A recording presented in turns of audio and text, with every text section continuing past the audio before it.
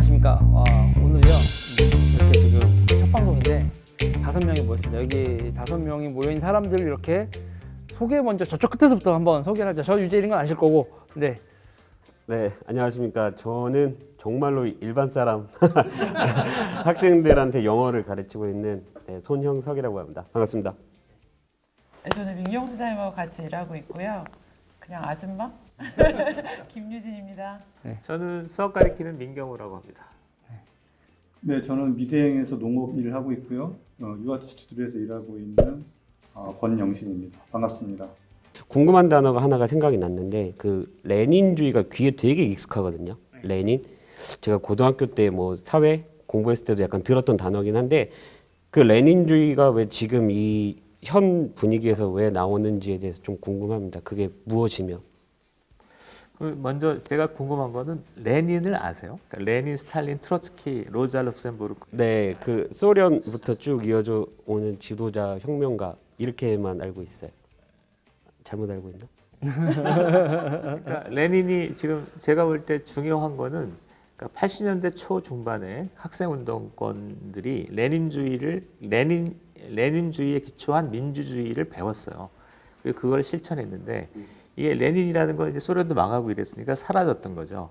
근데 이 친구들이 한 30년 지나서 이제 어떤 뭐 여러 가지 정치 리더가 됐는데 리더가 된 상태에서 최근에 하는 행태를 보면 그냥 레닌주의다. 그래서 30년 전에 학생 시절에 받아들였던 이념들이 지금 현재 한국 사회를 장악하고 있다. 뭐 이런 차원에서 글을 쓰는 거죠.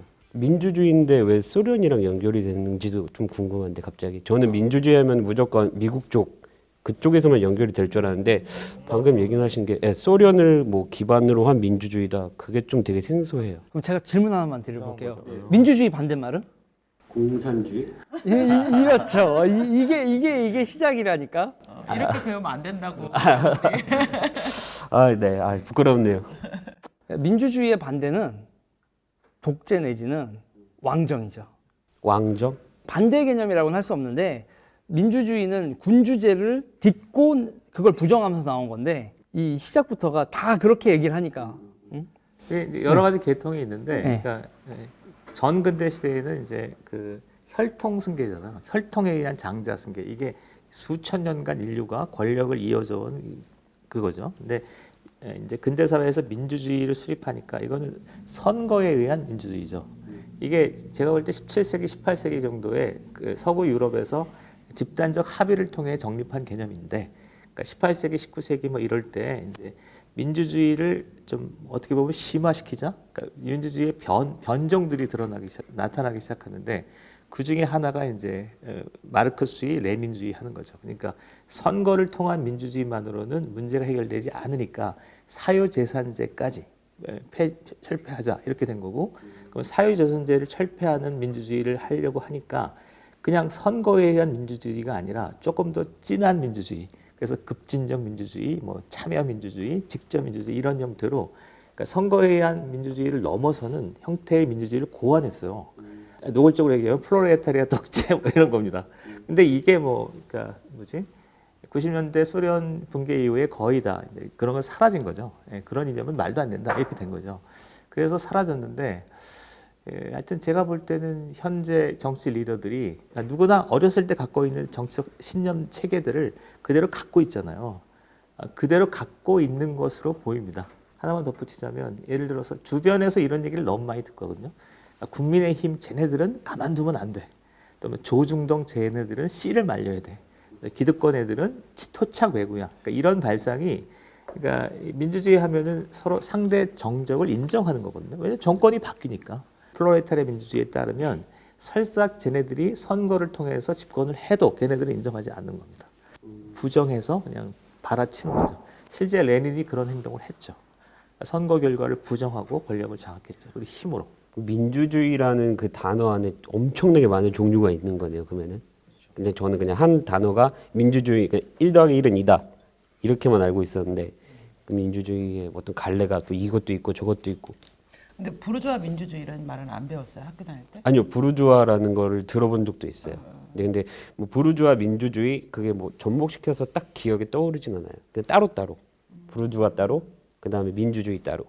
부르주아라고 하면은 좀 흔히 말하는 가진 자 그게 맞나요? 제가 간단히 얘기를 하거든요. 사유재산권 옛날부터 있던 거 아니냐. 그래서 옛날에 쌍놈이 재산 가질 수 있었어? 그런 얘기를 하거든요. 그러니까 어떻게 보면 근대의 민주주의라는 건 그거예요. 누구나 재산을 가질 수 있어.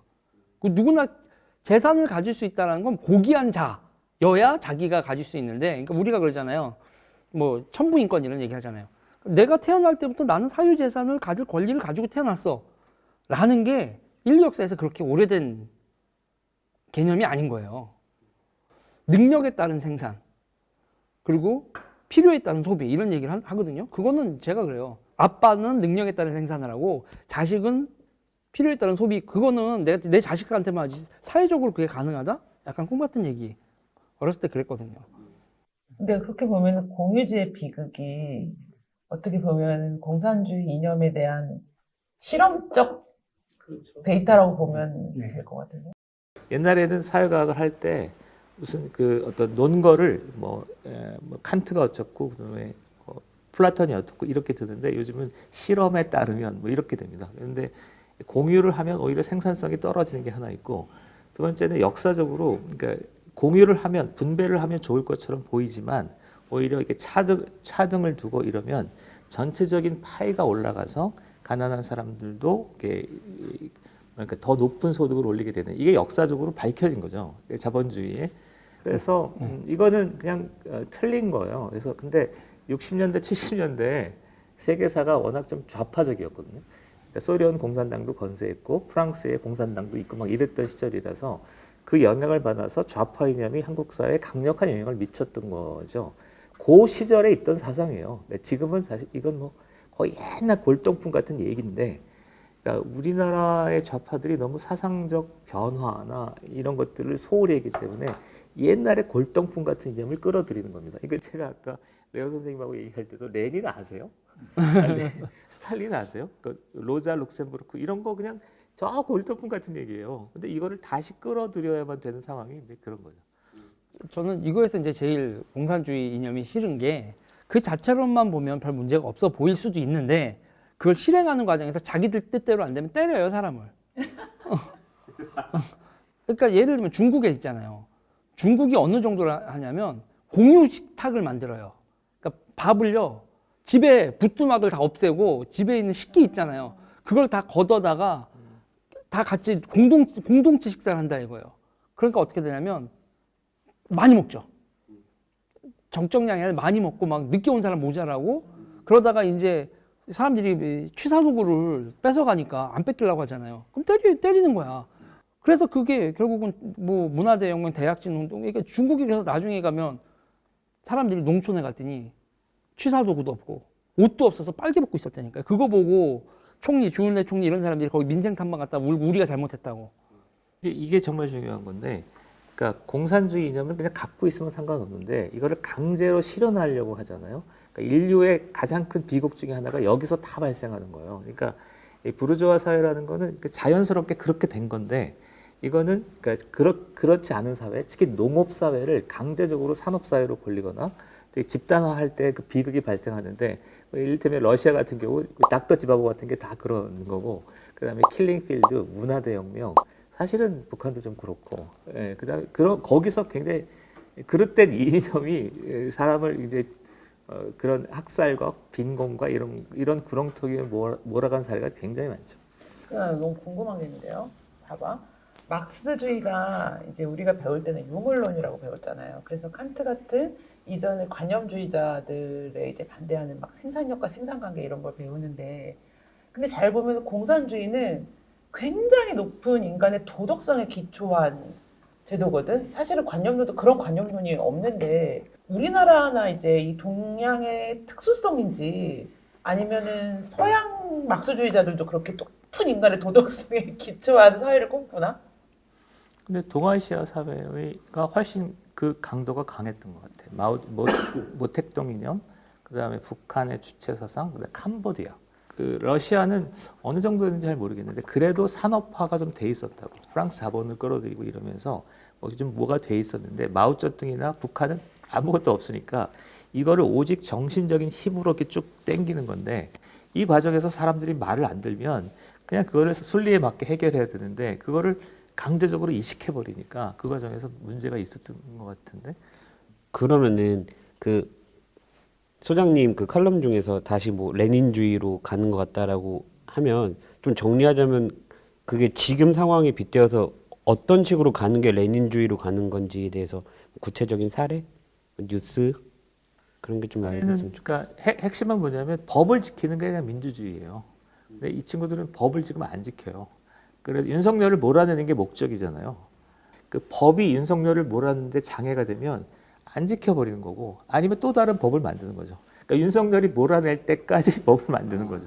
그러니까 윤석열을 몰아내는 게 목적이고 친일파를 퇴치하는 게 목적이면 그 목적에 따라서 법이 막 만들어지잖아요. 그러니까 작년 조국 사태 이후로 엄청난 법들이 막 만들어지잖아요. 그리고 그것을 위한 그 대중동원이 이루어지는데 사실은 표현하기가 좀 그런데 비슷한 현상이에요. 그 볼셰비키나 나치즘이나 그런 강력한 대중동원이 있잖아요. 문파들, 대깨문들. 그러니까 정상이라고 보기 어려운 분들이 지금 나뛰고 있잖아요. 조심하시고. 이런 얘기들이 재밌을 것 같아요. 그걸 이제 유재일 채널에서 와서 하셨으니 이제 난리가 난 거야 이제. 이게 이거 편집 안 해. 역사적으로 보면 볼셰비키, 문화대혁명, 나치즘, 킬링필드가 비슷한 현상, 대깨문하고 비슷한 현상입니다. 그러니까 합리적인 토론의 기초에서 어떤 정권을 세우고 정책을 세우는 게 아니라 어떤 리더가 목적을 통해서 무언가를 동원하지 않으면 그걸 관철할 수 없기 때문에 그런 독재 전체주의에는 이런 대중동원이 따르게 되는데 큰일 났다 지금. 누가 딱 들으니까 어떤 목적을 위해서 수단을 정당화시키려는 것들이 많아지고 그게 어떻게 일종의 레닌주의로 가는 느낌이다. 예를 들면 윤석열이 박근혜를 수사하는 거는 법치주의에 입각한 굉장히 민주적인 경찰이야. 아니, 검찰이야. 근데 윤석열이 만약에 문재인을 수사해. 그거는 적폐 세력인 거죠. 왜냐하면 문재인은 정당하고 절대 선이고 박근혜는 절대 악이기 때문에 검찰은 악을 무찔러야지 법을 집행하는 사람이 아닌 거죠. 이 사람들의 생각으로는. 그래서 사실은 굉장히 오래된 일인데 우리나라는 이제 정당한 법 집행보다는 약간 인민재판 같은 게 이게 SNS상에서 인민재판이 너무 심해서 사실 코로나를 걸렸을 때 건강한 성인들은 코로나로 인한 사망을 걱정하기보다 코로나로 인한 집단 이즘에 저는 그런 생각도 했어요. 그냥 한 10,000명, 20,000명씩 퍼져가지고 누가 걸렸는지도 모르고 감기할 듯이 그렇게 가야지. 코로나에 걸리면 그러니까 코로나 검사를 받는 사람들의 특징이 제가 주변에 한 분이 계셨는데 이틀 동안 잠을 못 잔 거예요. 결과가 나올 때까지. 왜냐하면 내가 이게 걸렸을 때 정상적인 사회생활이 가능할까? 그거는 몸이 상해서가 아니고 이 사회적 이지매가 너무 심한 그러니까 약간 프랑스 혁명 시기에 왜 막 광기 어린 민중들이 아무나 막 잡아다 죽이잖아요.